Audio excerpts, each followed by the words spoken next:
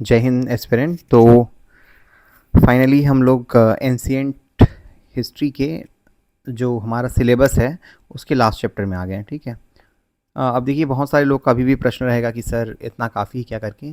तो prelims wise तो ये बोलेंगे कि काफ़ी कितना है कोई बोल नहीं सकता, इवन मेंस में भी। ठीक है। लेकिन इतना है कि जितना हमने कवर कर लिया है उतना अंडरस्टैंडिंग से आप क्वेश्चन मतलब कवर कर लोगे, बना लोगे, कुछ ना कुछ अच्छे से लिख पाओगे, है ना। मैंने ये वर्ड क्यों बोला, क्योंकि जिस टाइप का ये लोग अलग क्वेश्चन फ्रेम करने में लगे हुए हैं, तो आपको थोड़ा मेंटली रेडी रहना पड़ेगा कि अगर बहुत ज़्यादा टफ क्वेश्चन आया तो डोंट वरी, वो किसी से नहीं बनेगा। लेकिन अगर आपने इतना सिलेबस कर लिया है तो डेफिनेटली आप मैक्सिमम अटेम्प्ट कर पाओगे। ठीक है। एक प्लान मैं और कर रहा हूँ कि संडे को, चूँकि हमने जितना पढ़ लिया है, तो may be 50 question let's see मैं डिज़ाइन कर पाऊँगा तो संडे को ओपन करेंगे। 50 क्वेश्चन का मैं आपको क्विज़ दूंगा। ठीक है। और आप लोगों ने सारे लेक्चर कर लिए होंगे या फिर नहीं किए होंगे तो कर लीजिएगा। फिर इस पर एक टेस्ट लेते हैं। ठीक है। क्योंकि जितना पढ़ा है उसका एप्लीकेशन हो रहा है कि नहीं हो रहा है, दैट इज़ इम्पॉर्टेंट। ठीक है। बट मैं एक बार इसको कंफर्म करूँगा। आप लोग मेरे टेलीग्राम चैनल में जुड़े हुए हैं, लिंक मैं वहीं शेयर कर दूँगा और आप वहाँ से टेस्ट सीरीज मतलब वो टेस्ट है वो अटेम्प्ट करिएगा। और जो नए हैं उनके लिए ये लिंक है टेलीग्राम का, ये मैं आपको डिस्क्रिप्शन में दे दूँगा और यहाँ से आप इस जो लेक्चर है उसका PDF डाउनलोड कर सकते हो। ठीक है। तो उम्मीद करता हूँ आप लोग को अच्छा लग रहा होगा। तो आप लोग का सपोर्ट जारी रखिए और कल से हम लोग स्टार्ट करेंगे ये मिडीवल। ठीक है। तो एक क्विकली मैं कहाँ स्टार्ट करना चाह रहा हूँ, सबसे लास्ट पेज से। ठीक है। कि चोला डायनेस्टी जो है साउथ इंडिया मतलब one of the major dynasty. ठीक है। तो मगर क्वेश्चन जो है बहुत कम पूछे गए हैं। मैं मेंस तक पहुंचना जा रहा हूं। ठीक है। आई जस्ट शो यू, उसके बाद फिर हम लोग स्टार्ट करेंगे। Give me a second. हाँ जी, तो यहाँ से। ठीक है। तो ज़्यादा क्वेश्चन पूछे नहीं गए हैं और किस टाइप के क्वेश्चन पूछे गए हैं वो भी आपको दिखा देता हूँ। एक तो पूछा गया है कि संगम साहित्य में जो संगम कालीन साहित्य था उसके बारे में बताइए। तो संगम काल क्या होता है, ये जो थर्ड BC से लेके थर्ड AC मतलब 300 ऐसा मान के चलिए। तो 600 साल का जो पीरियड है उसको संगम पीरियड कहा गया है। और इस टाइम जो मेजर डायनेस्टी थे वो वही चेर, पांड्या और चोल थे। ठीक है। उसके अलावा देवदासी प्रथा के बारे में पूछा गया है 4 मार्क्स का 2021 में। 2019 में आए हैं चोल वंश की प्रशासनिक व्यवस्था, क्योंकि ये one of the important topic है। ठीक है। जो हम लोग पढ़ेंगे। और 2017 में पूछा गया था ये जो वहाँ पे रिलीजियस सेक्ट मतलब जो धार्मिक प्रचार कर रहे थे अलवर और नयानार, है ना। एक जो वैष्णव धर्म को मानते थे अलवर और जो शैव को मानते थे वो थे नयानार। ठीक है। तो इसके बारे में हम लोग पढ़ेंगे क्या क्या है। तो इसमें आप देख रहे होंगे राजाओं के बारे में ज़्यादा डिटेल में नहीं पूछा गया है। ठीक है। और तो हम लोग जो पूछा जा रहा है, जो इनका फेवरेट एरिया है, उस पर ज़्यादा ध्यान देंगे ताकि मतलब एग्ज़ाम ओरिएंटेड अप्रोच रहेगा। ठीक है। उसके अलावा अगर आपको लगता है तो डेफिनेटली आप बुक में रेफ़र कर सकते हो और मैंने कंटेंट भी दिया है, ऐसा नहीं है कि मैंने कंटेंट छोड़ दिया है।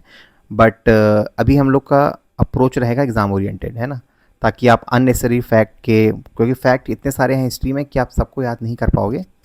अप्रोच को काफ़ी सिंपल रखेंगे कि जो एग्ज़ाम में आता है हम लोग उसी डायरेक्शन में ही पढ़ेंगे। ठीक है। तो ये तो हमने देख लिया क्या क्या पढ़ेंगे। संगम साहित्य के बारे में है, चोल पीरियड में क्या कला और साहित्य था, इसमें आप देख पा रहे होंगे नटराज की प्रतिमा बहुत फेमस है। इससे क्वेश्चन नहीं आया है बट मैं बोल सकता हूँ कि ये एक क्वेश्चन मतलब क्वेश्चन का एक इम्पॉर्टेंट एरिया है जिससे आने वाले टाइम में बन सकता है, क्योंकि इट इज़ वेरी फेमस, है ना।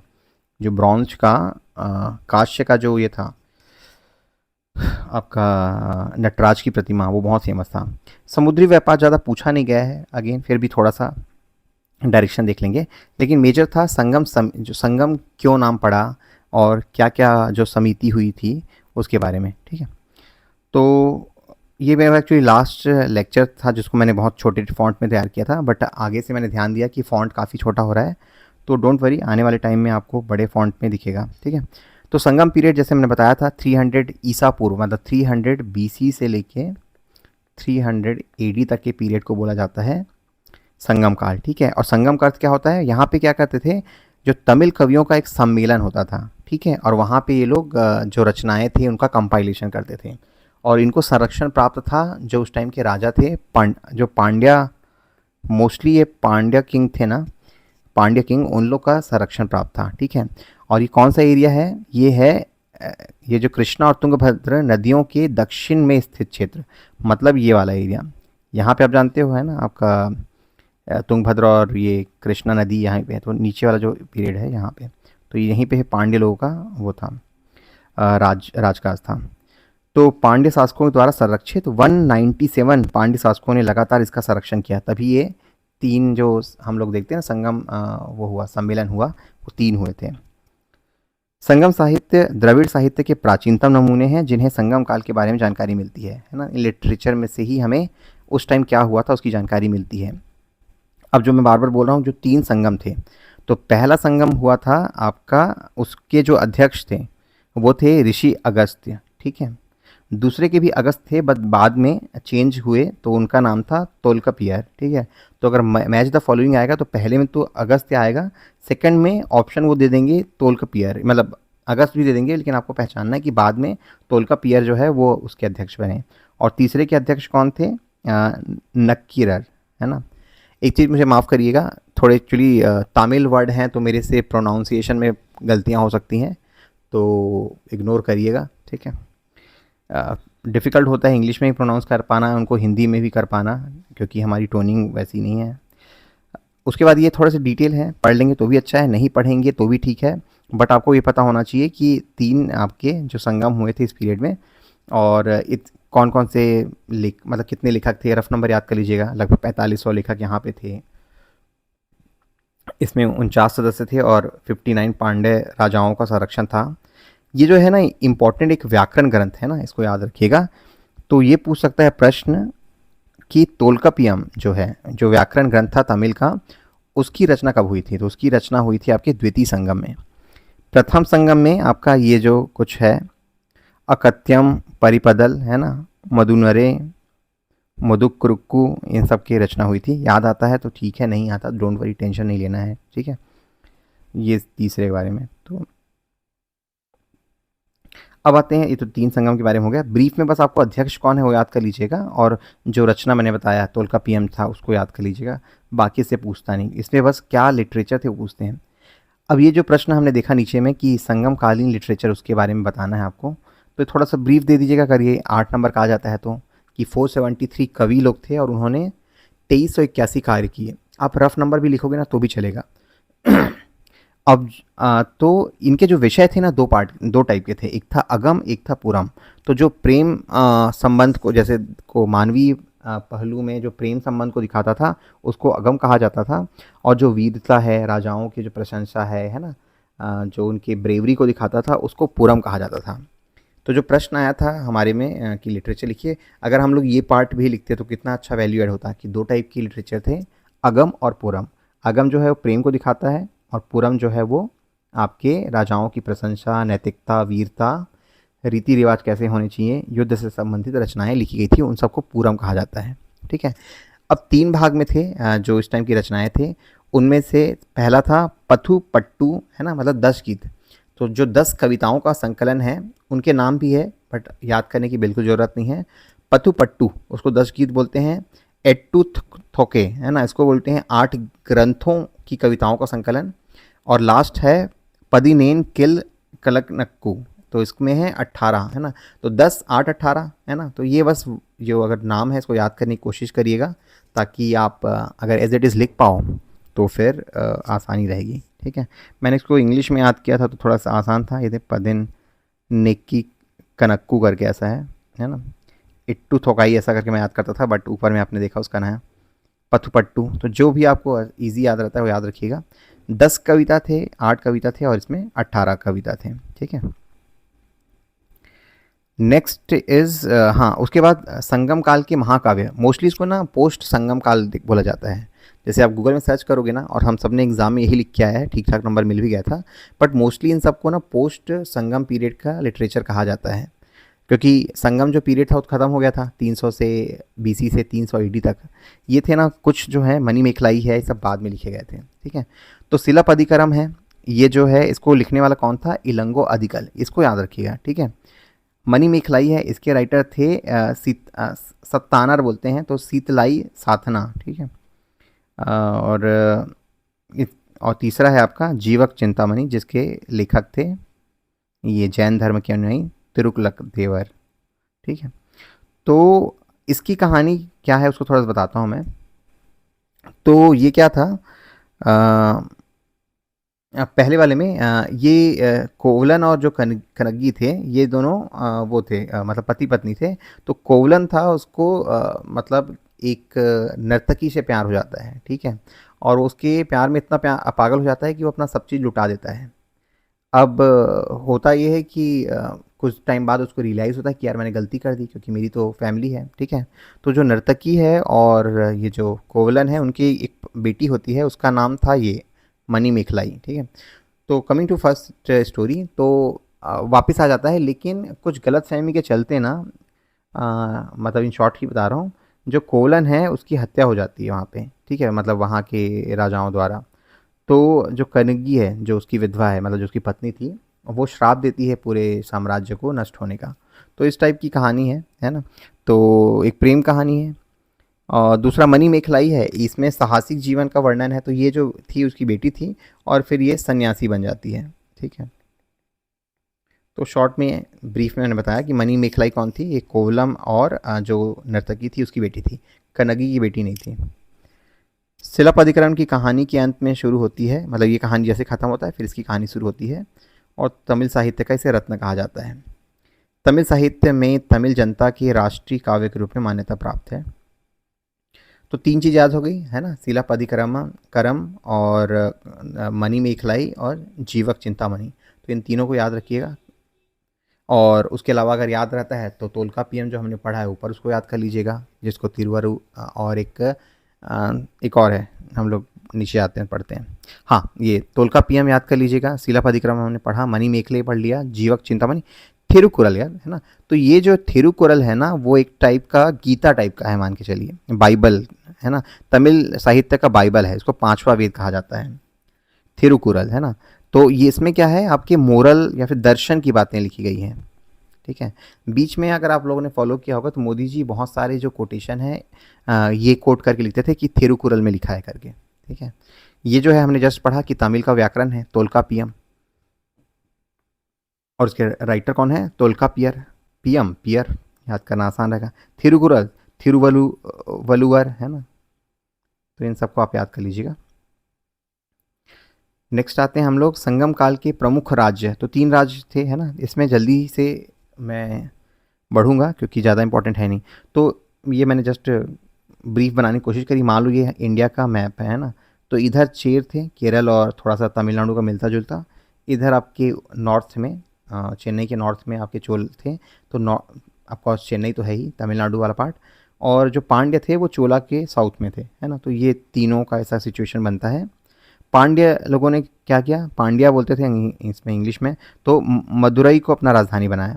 ठीक है, और बाकी डिटेल हम लोग नीचे पढ़ते हैं। तो चेर राज्य जो मैंने बोला केरल साइड में है। तो चेर का अर्थ क्या होता है, पहाड़ी देश, है ना। आपने देखा होगा ये जो केरल साइड में बहुत सारे पहाड़ हैं, नीलगिरी पहाड़ जो है आप देखते हो।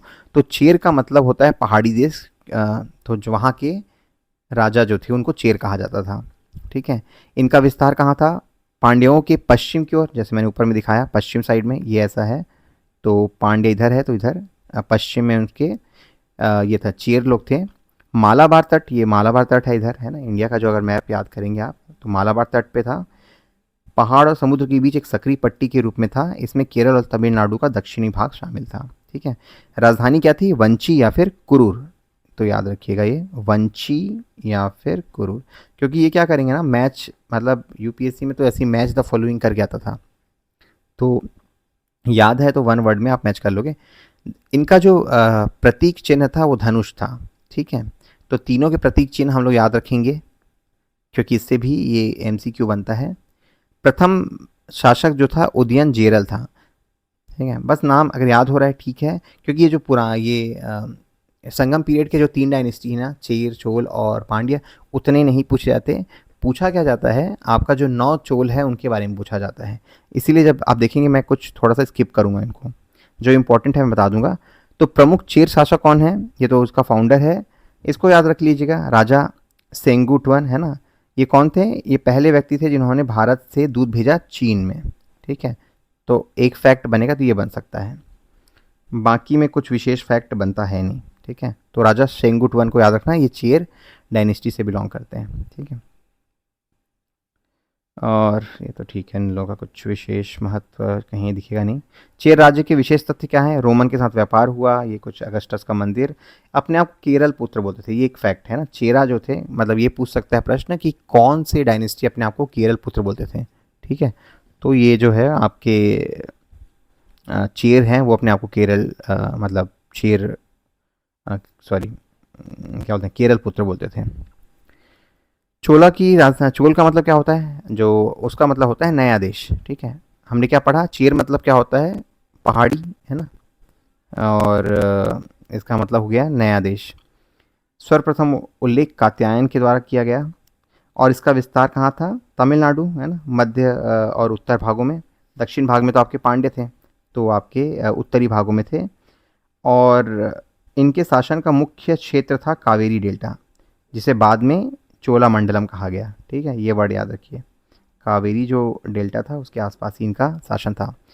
राजधानी याद करना अच्छा है ना। एक तो उरैयूर था, और बाद में फिर क्या बना, जिसको एक्चुअली उरैयूर को तिरुचिरापल्ली भी बोलते हैं, और बाद में करिकल ने कावेरी पट्टनम या पुहार, दोनों एक ही है ना, कावेरी पट्टनम लिख दिया तो भी, पुहार लिख दिया तो भी, वही उनकी राजधानी थी, किनकी? पुराने इनके चोल की। ठीक है, नए चोल ने क्या राजधानी बनाई? तंजावुर, वो जो हम लोग आगे जाकर पढ़ेंगे।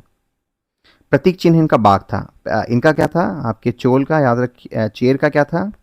चेर का था धनुष, चोल का है आपका बाघ, और पांड्य जो भी आने वाला है उसका है मछली, है ना। तो ये जो चिन्ह है, मैच द फॉलोइंग करके आपके प्रीलिम्स में आ सकता है। इनके कुछ करिकल इस फेमस है ना, इसने काफ़ी युद्ध जीते थे, तो करिकल के बारे में कुछ दिया है कि इसका साहित्यिक वर्णन है किसमें? शिलापाधिक्रमण और पट्टिनपल्लय, ये तो हमने अभी जस्ट पढ़ा, तो इसमें उसका विवरण मिलता है। राजधानी की स्थापना इसने पुहार, या फिर जो हमने ऊपर पढ़ा किसको, दो सेकंड, ये कावेरीपट्टनम या फिर पुहार, कावेरीपट्टनम या पुहार को इसने राजधानी बनाई। किसने? आपके करिकल ने।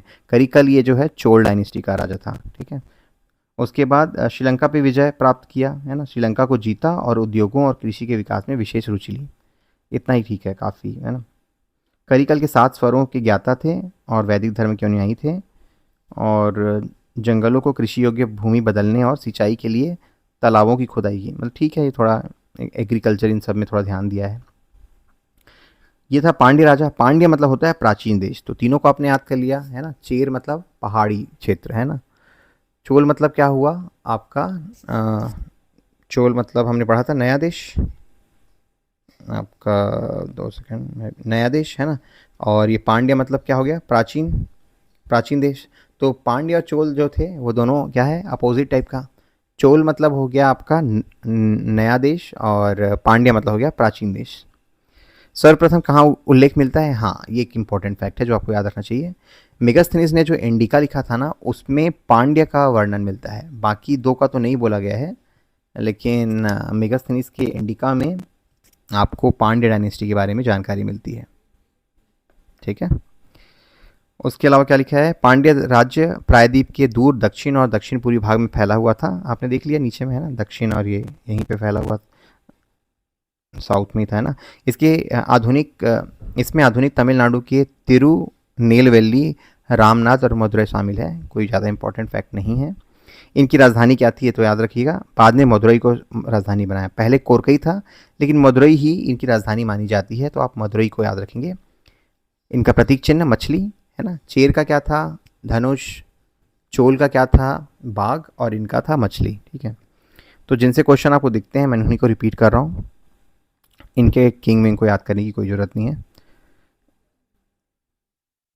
इग्नोर करिए इन सबको। पांड्य मैंने एक्चुअली बस रख दिया है कि कभी किसी का मन किया है तो देख लेगा, ऐसा ना लगे कि काफ़ी कुछ छूटा है करके, इसलिए मैंने कुछ प्रेजेंटेशन में रखे हुए हैं, बट यूज़फुल नहीं है, एग्ज़ाम ओरिएंटेड नहीं है, तो जस्ट इग्नोर कर रहा हूँ मैं। ठीक है, पांड्यों के बारे में जानकारी ये सब आपको इग्नोर करिएगा। अब आता है संगम काल के बारे में जानकारी के स्रोत क्या क्या हैं। तो वही मेगास्थनीज के बारे में हमने बताया, ठीक है। अशोक के शिलालेख में भी मिलता है ये तीनों का नाम। तो ये जो लाइन में बोला ना, ये सब स्टेटमेंट बेस्ड क्वेश्चन में आ सकता है।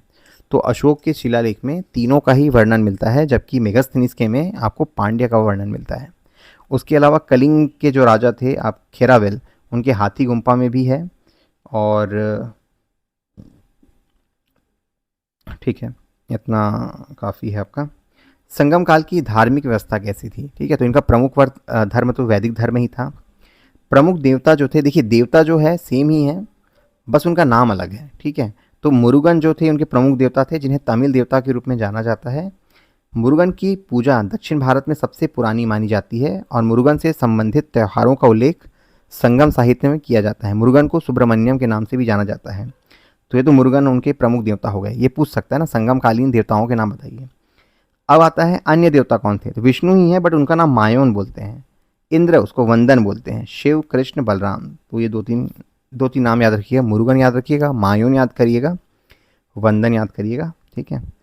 प्रमुख मंदिर है, ये सब कुछ प्रमुख मंदिर हैं इनके। प्रमुख शास्त्र जो है थिरुकुरल, जो मैंने बताया, फिलोसफिकल या फिर दर्शन शास्त्र पे था, जिसको तमिल का बाइबल कहते हैं। ये फैक्ट बहुत इंपॉर्टेंट है कि थिरुकुरल है ना, उसको तमिल का बाइबल बोलते हैं।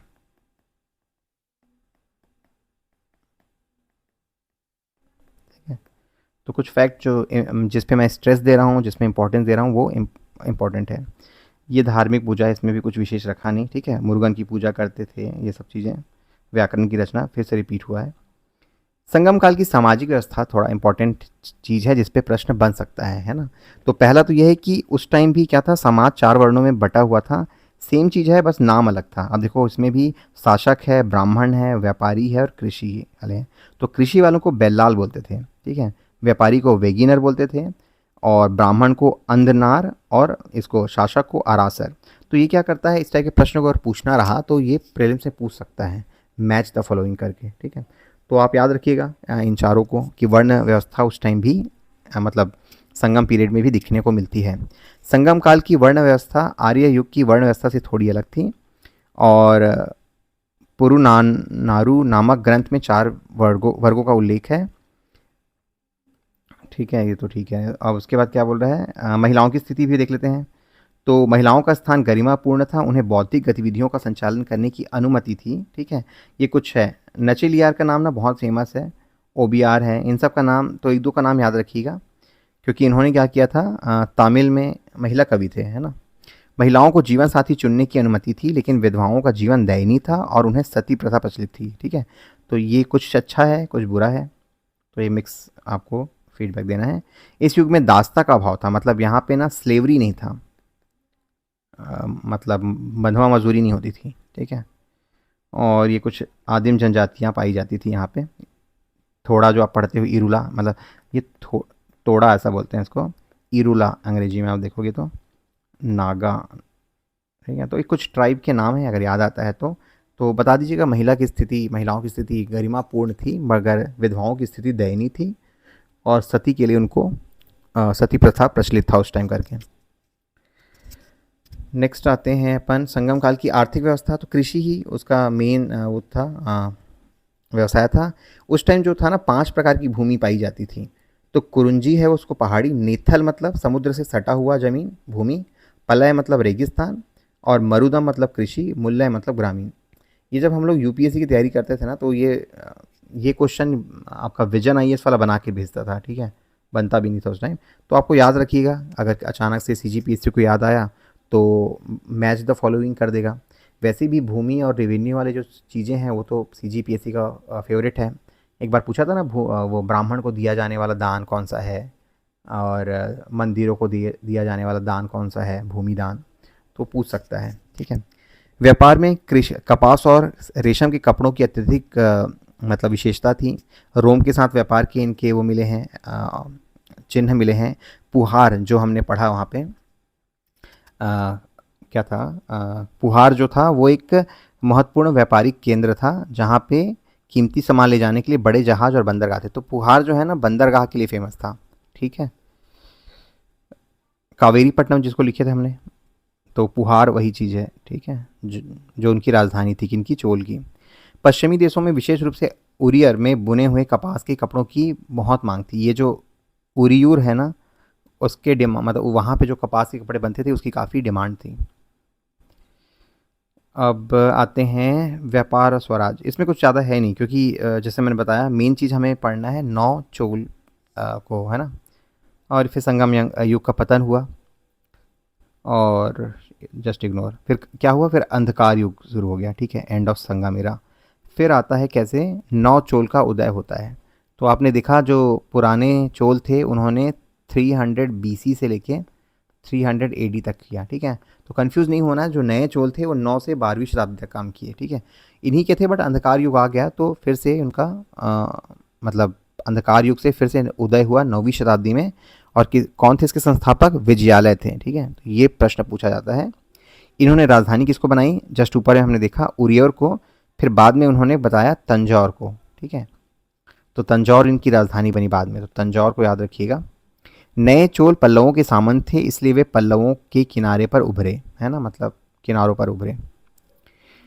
प्रमुख चोल शासकों का योगदान क्या है, तो विजयालय, क्विकली एक एक पॉइंट है। मेन चीज़ क्या याद रखना है इसमें आपको, जो इनके टाइटल थे, ठीक है। जैसे कि आप देखोगे राजेंद्र वन को जो टाइटल था उसके बारे में पूछा जाता है, तो इन सब के टाइटल याद कर लीजिएगा। वो टाइटल सीजीपीएससी भी पूछ सकता है, लास्ट ईयर पूछा था ना इसके समुद्रगुप्त का टाइटल। तो इस बार हो सकता है इनको चोल डायनेस्टी के बारे में एकदम याद आ जाए कि ये तो बहुत इग्नोर हो गया है, तो पूछ सकते हैं। तो ये जो विजयालय था, जो उसका फाउंडर था, उसने रन केसरी की उपाधि धारण की थी। विजयालय ने चोलेश्वर का मंदिर बनाया है। तो दो फैक्ट, क्या टाइटल है और क्या मंदिर बनाया है। आदित्य है, तो आदित्य पल्लव शासक, उन्होंने पल्लव शासक अपराजित वर्मन को हराया, चोलों को पूरी तरीके से स्वतंत्र घोषित कर दिया, क्योंकि पल्लव के किनारों पर ये बसे हुए थे, उनकी सेवा थे, सामंत थे, तो उनको हरा के फिर स्वतंत्र कर दिया। इन्होंने कोंडराम की उपाधि धारण की, ठीक है। वास्तविक इन्हें चोलों का वास्तविक संस्थापक माना जाता है। वैसे तो ये है संस्थापक, बट वास्तविक मतलब जिसने पल्लवों से इनको मुक्ति दिलाई। परांतक वन के बारे में आपने बहुत बार पढ़ा होगा, है ना। परांतक वन का वर्णन कहाँ पे आता है, आप ये जो एक युद्ध है ना आपका ट्राईपार्टाइट युद्ध है, वहाँ पे इनका एक्चुअली वर्णन आता है कि भाई राष्ट्रकूट राजा कृष्ण तृतीय को इन्होंने क्या था मतलब ये हार गए थे, ये जो राष्ट्रकूट थे उन्होंने हराया था, तो उस टाइम ये राजा थे। इन्होंने तंजौर में चिदम्बरम मंदिर की स्थापना की, ठीक है। तो एक टेबल बना के रखिएगा। अगेन जो आप लोग पूछते हैं सर कौन सा फैक्ट याद करूं, तो ये सब जो फैक्ट है ना, किसको क्या टाइटल था और किसने क्या टेम्पल बनाया, वो एक इंपॉर्टेंट फैक्ट है जिसको बार बार पढ़ने से ही दिमाग में बैठता है, ठीक है। तो चिदम्बरम मंदिर किसने बनाया, परांतक वन ने। चोलेश्वर मंदिर किसने बनाया, विजयालय ने बनाया। और उपाधि क्या क्या धारण करी, कोंडराम की उपाधि आदित्य वन ने, और इसका क्या उपाधि था आपका, रण केसरी की उपाधि, ठीक है, विजयालय ने लिया था। उसके बाद दो जो बहुत सबसे फेमस जो है उनके बारे में याद रखिएगा, और उसके बारे में हम लोग डिटेल में पढ़ेंगे। वो है राजा राज वन और उसका पुत्र राजेंद्र वन, ठीक है। इनके पीरियड को भी याद रख लीजिएगा, 985 से 1014। और राजेंद्र के बारे में तो इसलिए भी याद रखना चाहिए क्योंकि ये तो हमारे जो छत्तीसगढ़ की हिस्ट्री है वहाँ पे भी आता है इनका वर्णन, ठीक है। इस साल जो क्वेश्चन पूछा था ना, जो छिंदक नागवंशी वाला, कि इस शिलालेख में क्या वर्णित है, जो छिंदक नागवंशी एक शिलालेख का नाम मेंशन किया था, तो उसमें यार ये जो राजेंद्र वन है उसी ने वहाँ पे युद्ध करके उन लोग को हराया था, उसके बारे में वर्णन दिया हुआ था। तो राजा राजवन एक साम्राज्यवादी शासक थे। इन्होंने सबसे पहले कंदलूर में चेर सेना को हराया। इसके अलावा राजा राज ने उत्तरी श्रीलंका पर आक्रमण किया। ये फैक्ट थोड़ा इंपॉर्टेंट हो जाता है कि इसने सबसे पहले श्रीलंका पर आक्रमण किया लेकिन उत्तरी श्रीलंका को ही हराया। इसकी राजधानी अनुराधापुरम को नष्ट कर दिया। श्रीलंका की राजधानी अनुराधापुरम थी। और पोले क्या था, मैं उस समय श्रीलंका का शासक कौन था, महेंद्र वन था, ठीक है। अनुराधापुरम को नष्ट किया और पोलेन रुआ को उसकी राजधानी बना दिया। इन्होंने क्या था आपका, जस्ट ये देखो 3-4 जो इन्होंने टाइटल किए थे, चोल मार्तंड है, जयगोंडा है, ये सब टाइटल इन्होंने धारण किए थे, मम चोल दिए होते है ना। इन्होंने प्रशस्ति के साथ शिलालेखों को भी आरंभ करने की प्रथा शुरू की। अब आता है सबसे इम्पॉर्टेंट फैक्ट, वो था कि तंजौर में जो उनके द्वारा बृहदेश्वर या राज राजेश्वर, इसी को बृहदेश्वर बोलते हैं, राज राजेश्वर, उसका जो है निर्माण करवाया था किसने, राजा राज ने, है ना। एक बहुत बड़ा कन्फ्यूजन वही रहता है अगर आप रिवाइज ना करो तो, राजा राज वन और राजेंद्र वन में बहुत कन्फ्यूजन होता है, ठीक है। तो राजेंद्र वन ने क्या करा था, इसने दूसरे मंदिर की स्थापना करवाई थी, वो देखते हैं अपन। वह 9 चोलों में सबसे शक्तिशाली और विस्तारवादी शासक बने और पूरे श्रीलंका को इसने जीत लिया था। उसने क्या किया था, सिर्फ नॉर्थ जो उत्तरी भाग था श्रीलंका का उसको जीता था, बट इसने पूरे श्रीलंका को जीत लिया था और महेंद्र वर्मा को महेंद्र फाइव जो उस टाइम श्रीलंका का राजा था उसको बंदी बना लिया था। उत्तर में उन्होंने बंगाल के शासक महिपाल को हराया, गैगेकोंडा चोल की उपाधि धारण की। असल में एक प्रण किया था कि गंगा का जल लाएंगे करके, तो ऊपर में गया तो फिर वहाँ पे पाल डायनेस्टी का महिपाल शासक था, ठीक है, तो उसको हराया और गैगेकोंडा चोल नाम की जो उपाधि है वो उसने धारण किया। तो गैगेकोंडा चोल किसको कहा जाता था, राजेंद्र वन को, ठीक है। और उसने कावेरी नदी के तट पे जो राजधानी बनाई जहाँ पे गैगेकोंडा चोलपुरम की स्थापना की, ठीक है। राजेंद्र वन की सबसे महत्वपूर्ण विजय श्री विजय साम्राज्य के खिलाफ थी जो इंडोनेशिया पे फैला था। कौन सा था, विजय, श्री विजय डायनेस्टी। तो कुछ फैक्चुअल चीज़ें थी जो आपको इस पीडीएफ में मिल जाएगा। अब अगेन जो ज़्यादा इंपॉर्टेंट चीज़ है वो पढ़ते हैं कि किस टाइप का इनका प्रशासन था। तो सबसे पहले राज्य था जिसका हेड राजा होता था, फिर इसने राज्य को प्रांतों में मतलब मंडल में डिवाइड किया था, ठीक है, जो आज के प्रांत के बराबर है। फिर वालनाडु है ना, फिर वालनाडु है नाडु में था, नाडु में विभाजित था, और नाडु जो था कोट्टम में और कोट्टम गाँव में, ठीक है। ये लिखा गया है कि ये डिस्ट्रिक्ट के बराबर है, ये एक्चुअली संभाग के बराबर है, और ये जो है राज्य के बराबर है, मतलब जो स्टेट है उसके बराबर है। संभाग, रुक जाओ मैं हिंदी में लिख देता हूँ, संभाग, ये जिला नाडु। तमिलनाडु क्यों बोलते हैं, तमिल का जिला है ना, तो और फिर कोट्टम में विभाजित था, फिर गाँवों में। तो इनका चोल प्रशासन के प्रमुख अधिकारी थे, तो इनके कुछ अधिकारियों के नाम हैं, अगर याद होते हैं ठीक है, अदरवाइज इतना कुछ महत्वपूर्ण नहीं है। जैसे नगरत्तर है, जो व्यापार संघ की सभा होती है उसको नगरत्तर बोलते हैं। उदनकुट्टम प्रधान सचिव, ओलय नैकम मंत्री, धर्मसन राजदरबार। तो डिफ़िकल्ट टू प्रोनाउंस है ना, लेकिन ज़्यादा पूछा नहीं गया है। इस वाले फैक्ट के बारे में क्या था, वेलानाडु, ये वेलानाडु को कई जगह क्या लिखा है, ये लिखा गया है संभाग, है ना, मतलब डिवीजन, और कई जगह क्या लिखा गया है, वेलानाडु को डिस्ट्रिक्ट लिखा गया है। तो आई थिंक बेटर ये होगा कि आप सिर्फ ये जो इनकी डेफिनेशन थी उसको लिखिएगा, किंगडम, मंडल, वेलानाडु, नाडु और कोट्टम, ठीक है। अब ये तो ठीक है। अब स्थानीय प्रशासन जो बहुत फेमस था, ठीक है, तो प्राचीन भारत में सबसे परिपक्व स्थानीय प्रशासन का उल्लेख है वो है चोला डायनेस्टी के पास, है ना।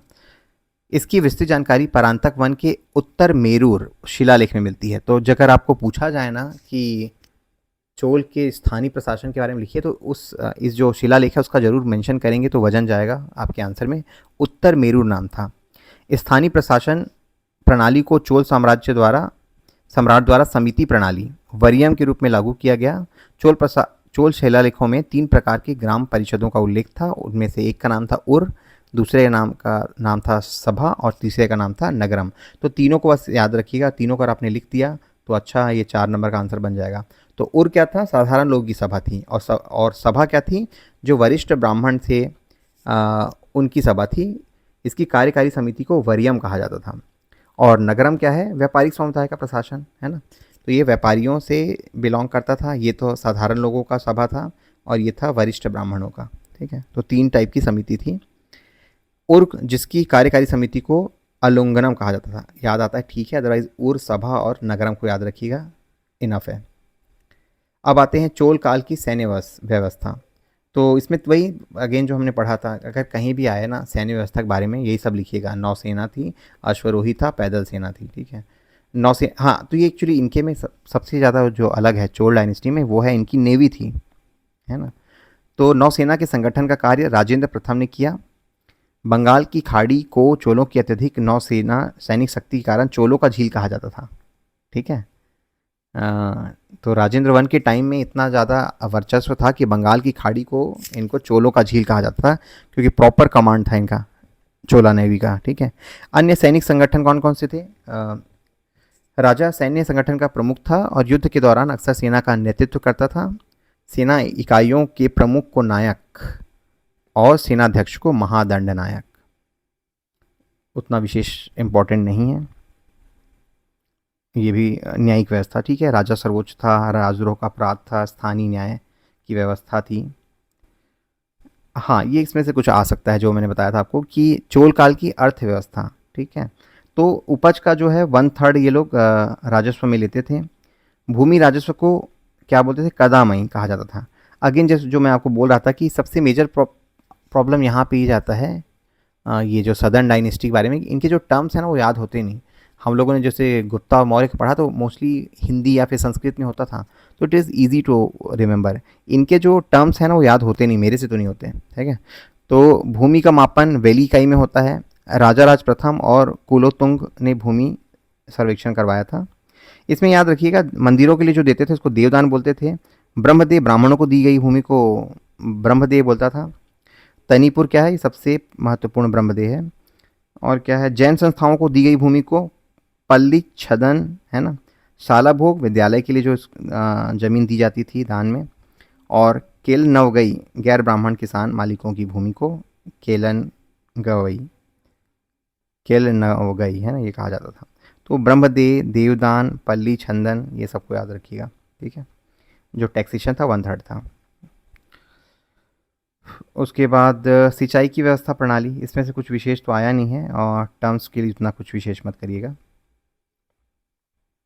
तो क्विकली हम लोग सामाजिक व्यवस्था को देख लेते हैं, है ना। तो समाज क्या था, दो टाइप के, दो भागों में डिवाइड था, एक था ब्राह्मण, एक नॉन ब्राह्मण। अभी भी आप साउथ में देखोगे ना तो ये दो, यही डिवीजन दिखता है ना। जैसे वहाँ पे मल्टी कास्ट तो नहीं बोलता, वहाँ पे ब्राह्मण लोग थोड़ा, है ना, और एक नॉन जो गैर ब्राह्मण है, जो ब्राह्मण नहीं है, उनके बीच ज़्यादा डिवीजन देखने को मिलता है। उसके चलते आगे आएंगे ना तो हम लोग पढ़ेंगे बहुत सारे क्या सुधार मूवमेंट भी चलाए गए थे साउथ में। SNDP एक है ना, जस्टिस मूवमेंट, ये सब। तो चोल समाज मुख्य रूप से दो भागों में डिवाइड था, ब्राह्मण और गैर ब्राह्मण। गैर ब्राह्मणों में शूद्र सबसे महत्वपूर्ण थे क्योंकि क्षत्रिय और वैश्य वर्गों का अभाव था। ठीक है, तो वहाँ पे क्षत्रिय और वैश्य लोग नहीं पाए जाते थे, ब्राह्मण थे और फिर वैश्य थे।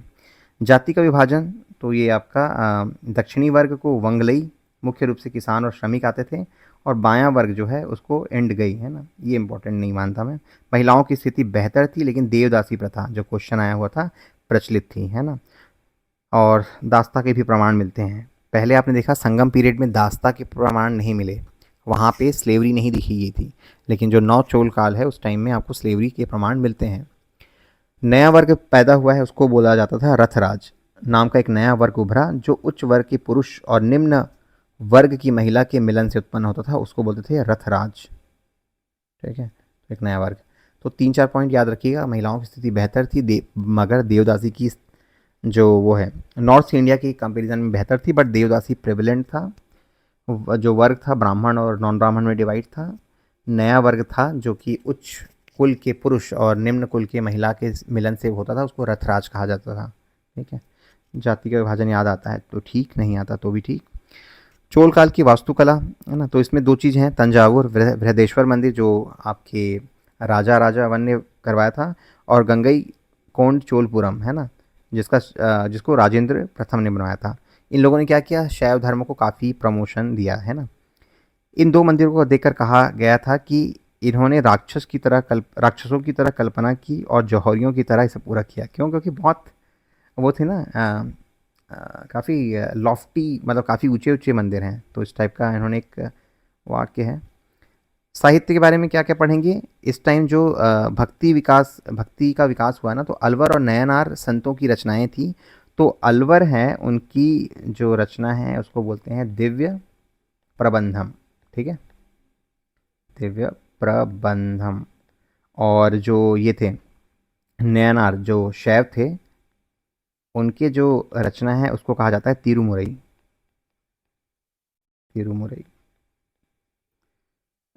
That's okay. ठीक है, 2 मिनट यार, यहाँ पे कुछ गड़बड़ हो रहा है। नहीं, इसको बोलते हैं तेवाराम बोलते हैं, मैं कुछ मिक्स कर रहा था। तेवाराम।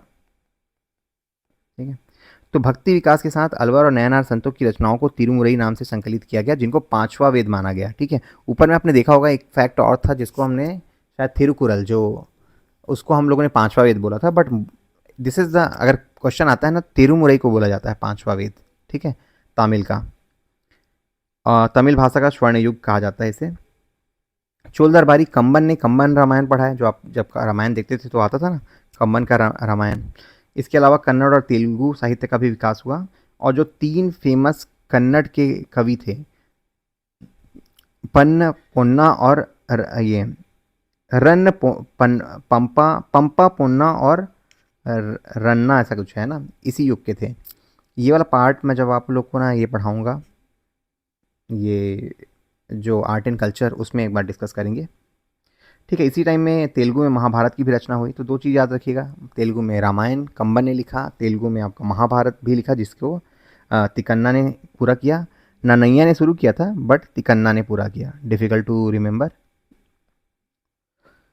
ये मूर्ति कला में ना ये बहुत इंपॉर्टेंट है। ठीक है, ये पता नहीं ढंग से बना नहीं है, लेकिन इसमें आपको याद रखना होगा कि मान लो जैसे शंकर जी हैं, ठीक है, तो लेफ्ट ये आपके 2 हाथ हैं, ये नीचे के 2, तो जो नटराज की मूर्ति है वो कांस्य की बनी थी सबसे पहले तो। ठीक है, और इसमें ना जो शिव जी है उसको एज ए शिक्षक, एज अ टीचर लिया गया है। क्यों? क्योंकि इसमें जो भी इनकी मुद्राएं हैं अलग अलग, वो कुछ ना कुछ शिक्षा देती हैं, है ना, या फिर कुछ ना कुछ आपको संकेत देती हैं।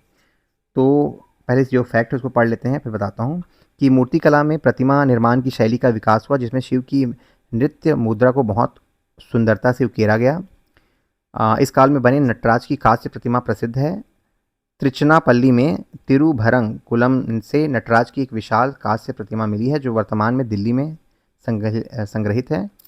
यह प्रतिमा चतुष्कोणीय, जो चोल कला का सर्वोत्तम उदाहरण है। मूर्तियों के माध्यम से नृत्य को अभिव्यक्त किया गया था। तो एक्चुअली इसमें क्या प्रश्न पूछा जाता है, अगर पूछा गया तो मतलब क्या व्यक्त करता है, क्या फिलॉसफी व्यक्त करता है। तो जैसे मान लो ये शंकर जी हैं, हम लोग साइड देख रहे हैं, तो राइट हैंड है ना, राइट हैंड में इसमें डमरू है। ठीक है, तो डमरू है वो क्या करता है, सृष्टि के सृजन को डिनोट करता है। ठीक है, डमरू से जो ओम की ध्वनि निकलती है वो सृष्टि के सृजन को डिनोट करता है। ये आपका बायां भाग, बायां हाथ, मतलब ऊपर वाला बायां हाथ, तो इसमें होता है अग्नि, जो कि सृष्टि के विनाश को दर्शाता है। उसके बाद इसमें क्या है, अभय है ना, जैसे अभय की मुद्रा आप समझिए। तो अभय की मुद्रा में ये बोलता है कि आपको डरने की ज़रूरत नहीं है, आपको संरक्षण भगवान प्रोवाइड करेंगे। और ये जो हाथ है ना, ये आपके ये वाला जो हाथ है वो इस पैर के ऊपर में रखा गया है। तो ये क्या डिनोट करता है कि मोक्ष के मार्ग को डिनोट करता है। ठीक है, और ये जो मूर्ति है उसके नीचे में एक राक्षस है जिसको दबाया हुआ है भगवान ने पैर में, वो डिनोट करता है कि आपको अहंकार जो है या फिर इग्नोरेंस है उसको, अज्ञानता या फिर अहंकार, उसका दमन करना है। ठीक है, तो ये काफ़ी एक फ़िलॉसफिकल थॉट है जो आपको याद रखनी है। उसके अलावा ये जो है हम लोग फिर से पढ़ेंगे आपके आर्ट एंड कल्चर में, तो अभी ज़्यादा डिटेल में नहीं जाता, लेकिन मैं ब्रीफ कर देता हूँ। नागर शैली आप जानते हैं, जो उत्तर भारत में जो मंदिर कला था उसको नागर शैली बोला जाता है। द्रविड़ जो है वो दक्षिण भारत में जो मंदिर कला है, क्योंकि दोनों जो नॉर्थ और साउथ के मंदिर है ना, उनके डिज़ाइन में काफ़ी फ़र्क होता है। ठीक है, मैंने अंतर लिखा है नीचे, एक बार पढ़ लेंगे। और जो इन दोनों के कॉम्बिनेशन, मतलब इसकी भी कुछ प्रॉपर्टी को लेता है, इसकी भी कुछ प्रॉपर्टी को लेता है, तो वो बनता है बेसर शैली। ठीक है, तो बेसर शैली के 2 मंदिरों के नाम लिखिए बोल देगा, तो आप याद रखिएगा, जो आपको हम लोग पढ़ेंगे इसको विजयनगर एम्पायर के टाइम। ठीक है, जो हड़प्पा में मंदिर मिलते हैं वो या फिर ये होयसाल के टाइम मिलता है, वो मोस्टली आपके बेसर शैली के थे। अब इन दोनों में क्या क्या तुलना है कर लेते हैं एक बार, है ना। तो इसके आधार जो थे नागर शैली के जो मंदिर है, या तो वो ये स्क्वायर थे, मतलब जो बेस थे वो या तो स्क्वायर था या फिर आयताकार था। ठीक है, और पंचयतन स्टाइल में बने थे। पंचयतन में समझ गया ना, ये दो छोटे, ये छोटा मंदिर, फिर ये छोटा मंदिर, ठीक है, और फिर यहाँ पे एक बड़ा मंदिर होता है। अभी आपने देखा होगा ये श्री राम जी का मंदिर जो है, ठीक है, तो इस टाइप का, तो इस टाइप का पंचयतन स्टाइल में बने थे। ठीक है, और यहाँ पे क्या होता है, द्रविड़ में आधार में वर्गाकार लेकिन शीर्ष में पिरामिड टाइप का सीधा, है ना, एक इस टाइप का स्ट्रक्चर होता है। जो द्रविड़ शैली है उसमें जो शिखर है ना उसको विमान कहा जाता है। ठीक है, गर्भगृह के सामने मंडप और अर्धमंडप होते हैं, बट इसके सामने मंडप या अर्धमंडप होना आवश्यक नहीं है। आपने देखा होगा मंडप कहाँ पे होता है, जहाँ पे हम लोग होते हैं ना मंदिर के गर्भगृह से बाहर निकले फिर पूजा करते हैं, तो वही तो मंडप है आपका। द्वार आमतौर पर सरल तोरण के रूप में होता था। जो मंदिर में घुसते हैं तो एक जो दरवाज़ा बना होता है ना उसको तोरण बोलते हैं, ठीक है। तो जो ये नागर शैली है उसमें एकदम नॉर्मल लकड़ी का या फिर सिंपल बनाया जाता है, लेकिन द्रविड़ शैली में ये बहुत ही ज़्यादा डेकोरेट करके बनाया जाता है, ठीक है, जिसको गोपुरम बोलते हैं। मंदिर परिसर में दीप ध्वज और ध्वज स्तंभ पाए जाते हैं, बट यहाँ पे सॉरी इसमें प्रावधान नहीं है, बट यहाँ पे प्रावधान है। द्रविड़ शैली में जल कुंड होता है मंदिर परिसर में, यहाँ पे जल कुंड नहीं होता, ठीक है। बस इतना ही एक अंतर है, इसको हम लोग और पढ़ेंगे इसलिए मैंने ज़्यादा डिटेल में नहीं लिया। ये बृहदेश्वर टेम्पल है, उसकी कुछ विशेषताएं हैं वो पढ़ लीजिएगा। इसको राजेश्वर मंदिर भी बोलते हैं। ये एकलौती मंदिर है दुनिया का जो ग्रेनाइट से बना है, ठीक है।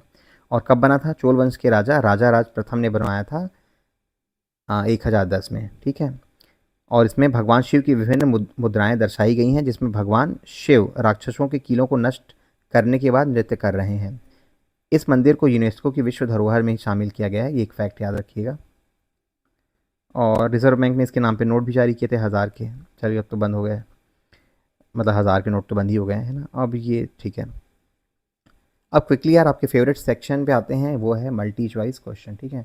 तो मैंने जितना कोशिश किया पढ़ाने का, अब देखते हैं आपने कितना ग्रास्प किया, ठीक है। जिसको आंसर करना होगा आप वीडियो को फ्रीज़ कर लीजिएगा और आंसर करिएगा, लेकिन वीडियो का टाइम ज़्यादा ना हो इसलिए मैं जल्दी जल्दी कर रहा हूँ उसको, ठीक है। नवीं शताब्दी के में किसके द्वारा चोल साम्राज्य की नींव डाली गई थी, किसने डाली थी, विजयालय ने, है ना। तो ऑप्शन सी, ये डिटेल दे दिया है, एक बार इसको भी पढ़ लेंगे। निम्नलिखित में से किस मंदिर परिसर में एक भारी भरकम नंदी की मूर्ति है जिसे भारत की विशालतम नंदी मूर्ति माना जाता है, ठीक है। तो देखिए ये क्वेश्चन जो है इसका आंसर भले इन्होंने दे दिया है बृहदेश्वर मंदिर, किसमें, आपके घटना चक्र में, लेकिन आप गूगल करोगे या फिर कहीं भी सर्च करोगे तो लेपाक्षी में जो नंदी का मूर्ति है ना उसको विशालतम माना गया है, ठीक है। तो इसके आंसर अगर दोनों दे दिए तो लेपाक्षी को लीजिएगा, लेकिन यहाँ पे चूंकि दोनों मतलब मान लो लेपाक्षी देता है तो लेपाक्षी को लीजिएगा, चूँकि यहाँ पे दोनों हैं तो मैंने दोनों को ही मार्क कर दिया है, ठीक है। बट लेपाक्षी में भी, और दोनों जो ये नंदी बने हैं ना वो सिंगल पत्थर से बने हैं, ठीक है। तो गूगल में आप सर्च करके देखना एक बार, लेपाक्षी दिखता है, मैंने एक बार क्रॉस चेक करने के लिए चेक किया था। चोलों की राजधानी क्या थी, कांची थी, थी क्या, नहीं ये तो आपके पांड्य की थी, है ना, बाद में जो बनी। महाबलीपुरम भी नहीं थी, तंजौर और कावेरी पट्टनम, ठीक है। तो चोलों की राजधानी कौन सी थी आपकी, तंजौर, बाद में तंजौर ही बनाया ना। कावेरी पट्टनम तो आपके पुराने वाले ये जो चोल थे उनके बारे में, उनका थे राजधानी। अब उसके बाद निम्नलिखित में से कौन चोल प्रशासन की विशेषता थी, कौन सी मतलब उनकी फेमस चीज़ थी किनकी, चोल डायनेस्टी की। तो क्या साम्राज्य का मंडल में विभाजन था, नहीं। साम्राज्य राज्य के मंत्रियों को समस्त अधिकार प्राप्त थे, नहीं। कर संग्रह प्रणाली का सस्ता व उचित होना, ये तो नहीं पता, लेकिन ग्राम प्रशासन जो था जिसको क्या बोलते हैं ऑटोनॉमी प्राप्त थी, ये विलेज एडमिनिस्ट्रेशन को, वो सबसे ज़्यादा फेमस थी। हमने पढ़ा भी ऊपर में, है ना। 3 टाइप के थे, कौन कौन सा, उर, सभा और एक नगरम, है ना। उन तीनों का नाम याद रखेंगे।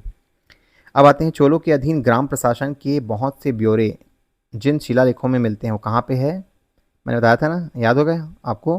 परांतक वन का, परांतक परांतक वन का ये उत्तर मेरूर जो शिलालेख है वहाँ से आपको उनका जो ग्राम प्रशासन के बारे में डिटेल मिलता है। अब आते हैं नेक्स्ट प्रश्न, स्टेटमेंट बेस्ड क्वेश्चन है। तो इसमें बोल रहा है पहला स्टेटमेंट कि चोलों ने पांड्य तथा चेर शासकों को पराजित कर प्रायद्वीपीय भारत पर प्रारंभिक मध्यकालीन समय में अपना प्रभुत्व स्थापित किया, है ना, सही है। चोलों ने किनको हराया, उनके सामंत थे पांड्य, उनको हराया चोलों ने, सॉरी ये एक्चुअली पुराने वाले चोलों की बात कर रहा है, हाँ चेर और पांड्य को हराया। 2 सेकंड मुझे करेक्ट करने दीजिए, मध्यकालीन भारत में, ठीक है, मतलब पांड्य को हरा के आया था। चोलों ने दक्षिण पूर्वी एशिया के शैलेंद्र साम्राज्य के विरुद्ध सैन्य का चढ़ाई की और कुछ क्षेत्रों को जीत लिया। शैलेंद्र कहाँ पे थे, इंडोनेशिया साइड में, ठीक है। तो चोलों ने हराया ही था उनको क्योंकि उनकी नेवी स्ट्रांग थी, है ना। हम लोग बोल नहीं रहे ये आपके जो बंगाल की खाड़ी है इसको चोलों का झील कहा जाता है क्योंकि पूरा इन्होंने नेवी डिप्लॉय किया था। तो ऑप्शन सी, ए और बी दोनों करेक्ट हैं। किसने हराया था इसको, शैलेंद्र को, राजेंद्र वन ने, ये याद रख लीजिएगा फैक्ट को, ठीक है। राजेंद्र ने शैलेंद्र को भी हराया और दूसरा इन्होंने श्रीलंका में जो राजा था महेंद्र फाइव उसको भी हराया था, ठीक है। तो जैसे इस बार पूछा था ना समुद्रगुप्त का विजय अभियान, मान लो पूछ दिया जाए आपसे राजेंद्र वन के विजय अभियान के बारे में बताओ करके, तो अब 3-4 का नाम तो बता ही दिया है ना। एक तो आपका श्रीलंका में हो गया, एक इंडोनेशिया में शैलेंद्र हो गया, नॉर्थ में इसने महिपाल को हराया था, ठीक है। तो इस टाइप से आप कुछ आंसर बना सकते हो। चोल काल में निर्मित नटराज की कांस्य प्रतिमाओं में देवाकृति प्रायः कितने भुजा की है? अष्टभुजा की है क्या? नहीं। षडभुजा की है क्या? नहीं। द्विभुजा है क्या? नहीं। चतुर्भुज है, जिन चारों भुजाओं का मैंने वर्णन किया, तो ये डिटेल दिया हुआ है, ठीक है। अब आते हैं शिव की दक्षिणा मूर्ति दक्षिणा मूर्ति प्रतिमा उन्हें किस रूप में प्रदर्शित करती है? तो ये जो किस रूप में प्रदर्शित करती है, उनको एक शिक्षक के रूप में प्रदर्शित करती है, ठीक है। दक्षिणा, तो मैंने शायद थोड़ा मिक्सअप किया क्या? Shiva's idol establish facing the south direction, एक मिनट ना, दक्षिणा मूर्ति जो है वो उनको शिक्षक के रूप में करती है, नॉट की नटराज वाला थोड़ा अलग किस्सा था, मैंने दोनों को मिक्स कर दिया था, ठीक है। तो दक्षिणा मूर्ति जो है जो दक्षिण की तरफ देख रहे हैं वो एक टीचर के रूप में उनको प्रदर्शित करती है। नटराज नृत्य के भगवान की मूर्ति के संदर्भ में कौन सा कथन सही है? तो पहला स्टेटमेंट है, यह मूर्ति नृत्य करते हुए चारों हाथों में शिव का चारों हाथों वाले शिव का प्रतिनिधित्व करती है। बिल्कुल सही है, नटराज जो है उसके 4 हाथ थे, है ना। इनके दाएं कान में एक पुरुष का कुंडल था और बाएं हाथ में महिला का, ये भी स्टेटमेंट करेक्ट है। एक्चुअली नटराज जो है ना वो अर्धनारीश्वर को दिखाता है। तो ऊपर जब मैंने बताया हाथों में क्या है, नीचे राक्षस को दमन कर रहे हैं, तो मैं अर्धनारीश्वर को बताना भूल गया था। तो अर्धनारीश्वर है, तो एक कान में पुरुष का कुंडल है और एक में महिला का, ठीक है। तो दोनों ही स्टेटमेंट करेक्ट हैं, ऑप्शन सी राइट है। निम्नलिखित चोल शासकों में जिसने बंगाल की खाड़ी को चोल का झील का स्वरूप प्रदान किया, किसने किया? राजेंद्र प्रथम ने, है ना। इसी ने ही तो आपका पूरा विजय अभियान जारी किया था, ये देखो, ठीक है। निम्न में से दक्षिण भारत का कौन सा राजवंश अपनी नौसेना के लिए प्रसिद्ध था? क्योंकि चोल पढ़ रहे हैं तो आप आसानी से आंसर कर पाओगे, बट फिर भी आप याद रखिए कि चोल डायनेस्टी थी, उन्हीं की नेवी बहुत स्ट्रांग थी, ठीक है। नेक्स्ट आते हैं, ये गंगैकोंड चोलपुरम की स्थापना किसने करी?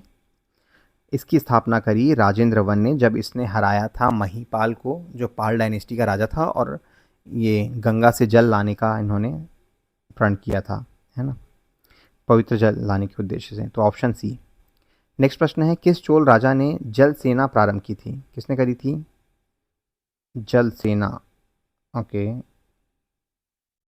Naval fleet, I think Raja Raj प्रथम ने करना चाहिए, है ना। उसको यूज़ जो झील बनाया था वो तो आप राजेंद्र वन ने किया, पर राजा राज प्रथम ने एक्चुअली ये जो नेवी का जो था जल सेना प्रारंभ करी थी, उसने राजा राजवन, है ना। चोल शासक का नाम बताइए जिसने श्रीलंका के उत्तरी भाग पर विजय प्राप्त की। देखो पर्टिकुलरली लिखा है उत्तरी भाग पर, है ना, तो ये क्यों कौन था? राजा राज प्रथम, क्योंकि राजेंद्र वन ने तो पूरा ही जीत लिया था। चोल राजाओं में से किसने सिलोन मतलब श्रीलंका पर विजय प्राप्त की? किसने करी? आपके राजेंद्र वन ने, सी। नेक्स्ट कथन है, हमें चोलों के विषय में उनके पूर्ववर्ती राजवंशों की अपेक्षा अधिक जानकारी मिलती है, ये आपका कथन है। कारण क्या बोल रहा है कि चोल शासकों ने मंदिरों की दीवारों पर अभिलेख उत्कीर्ण कराने का प्रचलन चालू किया, जिससे उनकी विजय का ऐतिहासिक विवरण मिलता है। तो दोनों ही करेक्ट है ना। जैसे आप देखोगे गंगा चोलपुरम वाला जो है, गंगा कोंड चोलपुरम, उसमें उसने अपने विजय अभियान का वर्णन किया है, ठीक है, तो दैट्स करेक्ट। भारत के इतिहास में संदर्भ में निम्नलिखित युग्मों पर विचार करिए। तो यहाँ पे क्या दिया है, कुछ टर्म दिए हैं और उसके सामने कुछ मतलब दिए हैं, तो डेफिनेटली ये थोड़ा डिफ़िकल्ट है, ठीक है। तो आप इस प्रश्न को, ये यूपीएससी में आया था, इस प्रश्न को मैंने जानबूझ के रखा है ताकि आप ये जो टर्म आजकल पूछ रहा है ना सीजीपीएससी में, उससे अवेयर रहें। तो जो घटिका है वो प्रायः मंदिरों को, मतलब मंदिरों के साथ जो विद्यालय जुड़े होते हैं उसको घटिका बोलते हैं। ये आपको नीचे की पीपीटी में मिलेगा, मैंने जोड़ के रखा है एडिशनल इन्फॉर्मेशन। और ये जो तनियूर है वो क्या होता है आपका, ये आपके जो संस्था होती है अर्बन एरिया में उसको बोलते हैं। और एरापत्ती क्या है? भूमि, तो ये मैच नहीं कर रहा है। एरापत्ती सही है। भूमि जिससे मिलने वाला राजस्व क्या होता है? ग्राम की जलाशय के रखरखाव के लिए होता है, उसको एरी पट्टी बोलते हैं। ठीक है, तो ये थोड़ा सा डिफ़िकल्ट है और आपको थोड़ा सा इस फैक्ट को याद रखना पड़ेगा। तो ऑप्शन डी है इसका आंसर, पढ़ लीजिएगा इसको।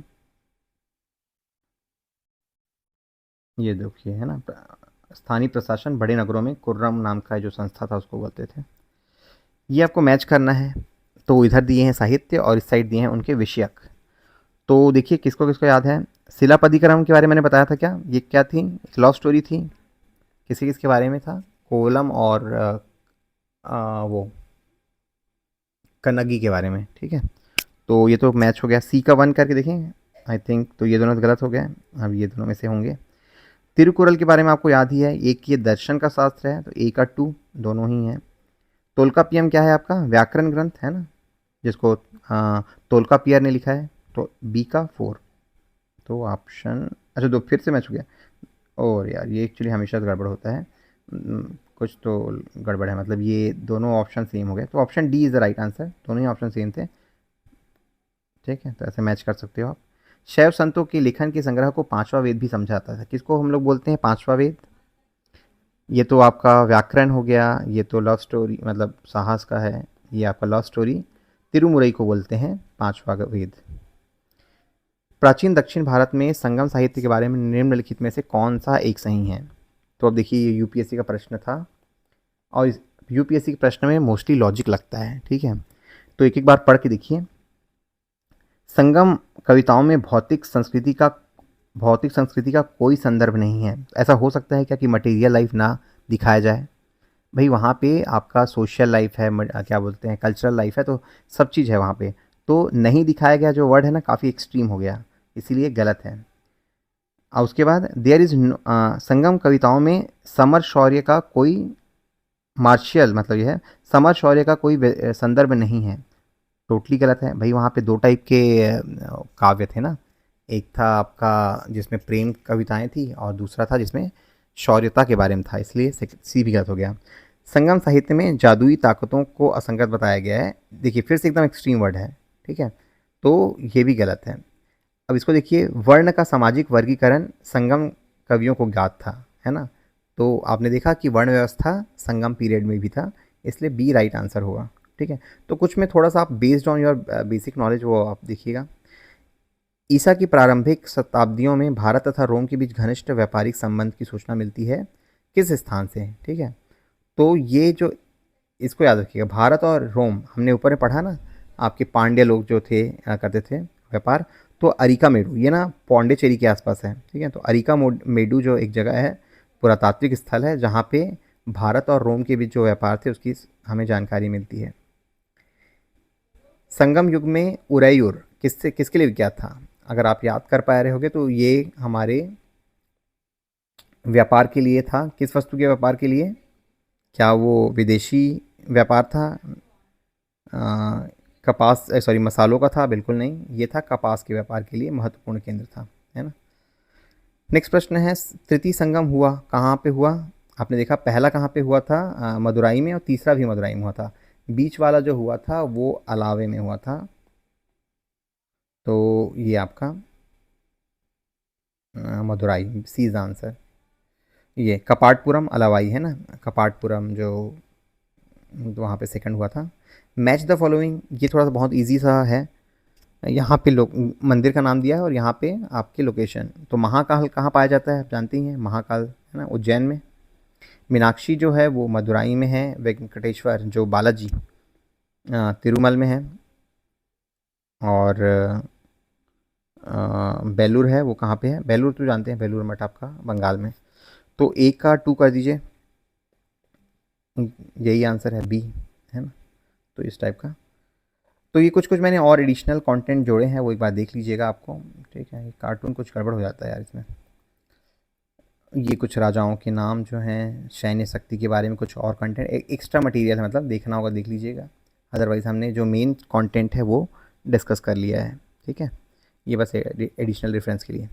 अब ये जो 4 प्रश्न है उसके आंसर अपन देख लेते हैं। तो सबसे पहले तो संगम काल के जो साहित्य थे, तो मैंने बताया ना कि एक 10 कविताओं का जो संगम है उसको बोलते हैं पत्ता पाटू, और उसके बाद इत्तू इत्तो टोकाई किसको बोलते हैं 8 कविताओं का संकलन, पदी नेकिल कनक्कू वो बोलते हैं 18 कविताओं का संग्रह। ठीक है, और विषय वस्तु क्या थे, दोनों टाइप के विषय वस्तु थे, है ना, एक तो प्रेम को भी दिखाते थे और एक युद्ध और जो राजाओं के सामाजिक आर्थिक और राजनीतिक जीवन को भी दिखाते थे। साहित्यिक गुण क्या थे, काव्य जो है सौंदर्य यथार्थवादी और अद्वितीय साहित्यिक परंपराओं के लिए जाना जाता है। 2 नंबर का 4 नंबर का था, इतना काफ़ी है, बेसिकली वो इसको पूछा था। बट आप ना ऐड करना चाहो तो इसमें ये जो शिलापधिकरम है, मणिमेखलाई है, जीवक है, उसको जीवक चिंतामणि है, इन सबको आप ऐड कर सकते थे महाकाव्य के रूप में। ठीक है, नेक्स्ट प्रश्न है देवदासी के बारे में। तो देवदासी प्रथा क्या थी, है ना, तो देवदासी क्या होता था, जो महिलाएं थी, जो यंग गर्ल थी, उनके पेरेंट्स उनको देवताओं को मंदिर में सेवा के लिए समर्पित कर देते थे। ठीक है, तो पहले काफ़ी उनको उच्च स्टेटस प्राप्त था, भाई देवताओं की सेवा कर रहे हैं करके, लेकिन धीरे धीरे क्या हुआ ना उसमें मतलब शोषण होने लग गया। ठीक है, और अभी आप देखोगे कोर्ट ने बिल्कुल उसको बैन कर रखा है। ठीक है, तो देवदासियां मूल रूप से मंदिर समारोहों के दौरान अनुष्ठान करती थी, मंदिर का रखरखाव करती थी और शास्त्रीय नृत्य और संगीत में संलग्न होती थी। उन्हें शुभ माना जाता था और कलाओं की संरक्षक थी। विकास और शोषण, समय के साथ विशेष रूप से बाद के कालों में बाहरी प्रभाव के तहत यह प्रथा पतित हो गई। कई देवदासियों को वेश्यावृत्ति के लिए मजबूर किया गया, उनकी स्वतंत्रता खो दी गई, है ना, और सामाजिक और आर्थिक शोषण का शिकार बनी। सामाजिक संदर्भ क्या है, जबकि शुरू में धार्मिक और कलात्मक भूमिकाओं से जुड़ी होती थी, तो बहुत सारे जो डांस फॉर्म है ना वो सब प्रिजर्व होते थे वहाँ पे, भरतनाट्यम ये सब जो है, लेकिन जैसे से ये सब वहाँ पे क्या शोषण शुरू हुआ ना, तो फिर इसको बैन कराया गया। नेक्स्ट है आपका, हाँ, लोकल जो क्या बोलते हैं, चोल पीरियड में कैसा प्रशासन था। तो पर्टिकुलरली इसने क्या किया है, लोकल गवर्नेंस के बारे में पूछा है और सेंटर, तो आप दोनों टाइप से लिखेंगे, है ना। अगर इन्होंने सिर्फ चोल डायनेस्टी का एडमिनिस्ट्रेटिव सिस्टम पूछा है तो आप 2 टाइप से लिखोगे, एक तो उनका सेंट्रल गवर्नेंस जिसमें राजा होता था, उसके बाद वो काउंसिल ऑफ मिनिस्टर से घिरे होते थे, और राज्य को उन्होंने डिवाइड किया था आपका मंडलम में, वालानाडु में, नाडु डिवाइड था कोट्टम में, कोट्टम डिवाइड था विलेज में, और विलेज एडमिनिस्ट्रेशन था उसमें 3 पार्ट थे आपके, उर, सभा, नगरम। उर क्या था, सभी भूस्वामी निवास मतलब सामान्य सभा थी, और सभा क्या थी, ब्राह्मणों का मतलब जो वयस्क ब्राह्मण थे उनकी सभा थी। नगरम जो है व्यापारी केंद्रों की सभाएं थी। ठीक है, तो इन 3 टाइप की सभाएं वहाँ होती थी। राजस्व प्रणाली, तो भूमि राजस्व का स्रोत होता था, और कितना लेते थे ये लोग, 1/3 टैक्स लेते थे। सेना एक शक्तिशाली और ठीक है, इसके बारे में।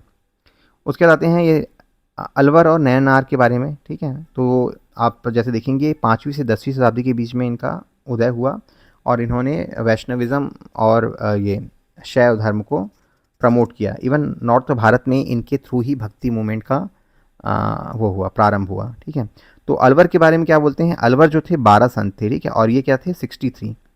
ठीक है, आपको ये से याद रखना है। इनके जो देवता थे विष्णु को वो विष्णु के प्रति समर्पित थे, और ये शिव के प्रति, नयनार। इनका जो वो था मुख्य जो काव्य था वो दिव्य प्रबंधन था, इसका तेवरम था। इनके जो फेमस थे अंदाल करके थी महिला संत, वो बहुत फेमस हुई। ठीक है, सामान्य सामाजिक पृष्ठभूमि होती थी, ये सब चीज़ें आप लोग देख लीजिएगा। कुछ मैंने प्रैक्टिस क्वेश्चन डाले हैं। ठीक है, आप कोशिश करिएगा इसको अटेम्प्ट करने का, अदरवाइज़ हम लोग जब रिवीजन करेंगे पूरे एंशिएंट हिस्ट्री का तो उसको देखेंगे। तो पहला तो यह है कि analyse the administrative system of Cholas with specific reference to local self governance. ठीक है, जो ऊपर में हमने आंसर किया उसी टाइप का ही क्वेश्चन रहेगा। दक्षिण, discuss the contribution of Pallavas to South Indian temple architecture, तो उनका भी मैंने कंटेंट दिया है। Evaluate the significance of Chalukyas, ये इसको आप इग्नोर मारिए क्योंकि हम लोग का कुछ पार्ट बचा है ना, साउथ इंडियन की डायनेस्टी में चालुक्य बचा है, पल्लवा, सॉरी यार, पल्लवा भी छोड़िए, आप इन दोनों को छोड़ दीजिएगा क्योंकि इसका ज़्यादा पूछा नहीं गया है, मेंस में आया ही नहीं है, तो फिर मैंने इन सबको अभी ऐड कर दिया है, लेकिन हम लोग पढ़ेंगे। भारतीय महासागर में समुद्री व्यापार को दक्षिण भारतीय राजवंशों से कैसे प्रभावित हुए, है ना, तो ये आप चोल का जो नेवी है उन सब के बारे में बोलिएगा, कैसे इन्होंने रोम के साथ अपना, और क्या बोलते हैं, चीन में भी इन्होंने अपना वो भेजा था एक सैनिक या फिर वो, है ना। डिस्कस द रोल ऑफ भक्ति मूवमेंट, ये बता सकते हो आप। चोल और ये इसको छोड़िए ना, तो I think most of the question जो हैं वो आप इस बार इग्नोर करिए। इसमें क्या है, होयसल ये होयसल जो है इम्पॉर्टेंट है।